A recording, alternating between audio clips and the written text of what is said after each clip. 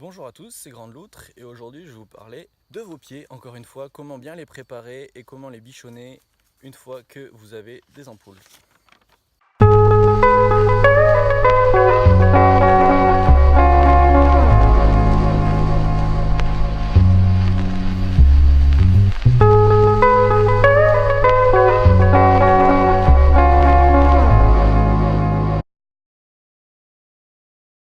Alors en amont d'une randonnée, souvent c'est pour les longues randonnées qu'on fait ça, ce qui est bien quand on sait qu'on va passer plusieurs jours, voire plusieurs semaines ou plusieurs mois carrément à randonner, ce qui est bien c'est de préparer ses pieds.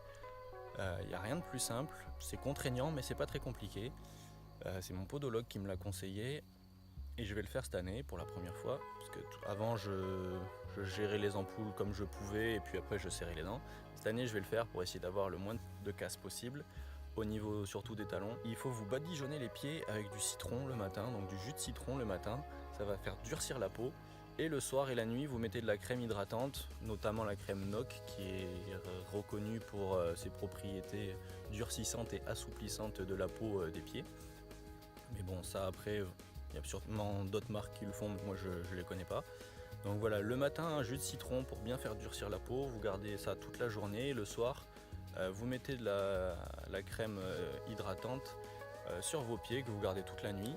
Et donc, normalement, au bout de plusieurs semaines, donc moi on m'a conseillé de faire un mois avant, vous aurez les pieds suffisamment durs et la peau suffisamment dure pour avoir très peu, voire pas du tout d'ampoules. Dernier point, et pas des moindres, c'est ce qui est vraiment important, c'est savoir traiter les ampoules, les zones de frottement, une fois qu'elles sont là et une fois qu'elles font mal. Dès que vous avez une petite douleur, vous enlevez la chaussure, vous regardez ce qui se passe.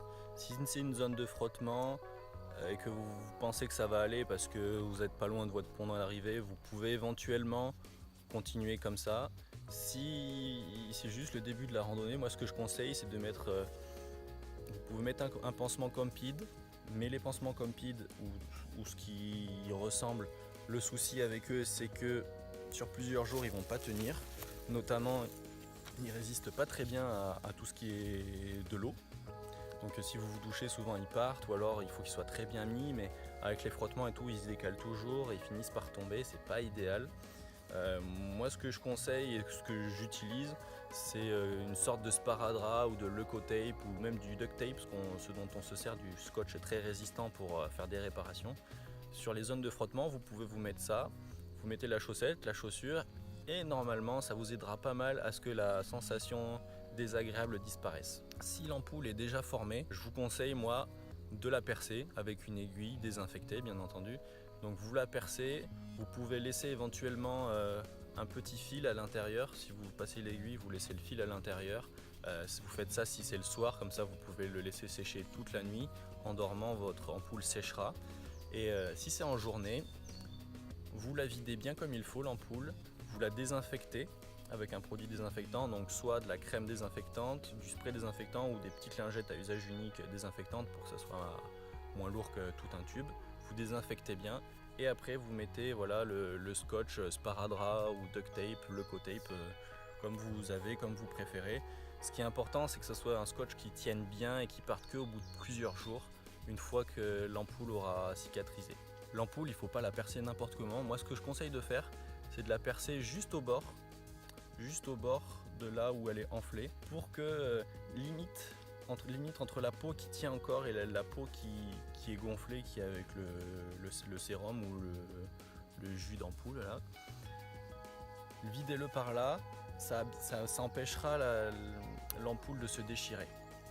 Si l'ampoule revient par la suite, il faudra renlever le leucotape ou le scotch et repercer, puis redésinfecter et puis remettre.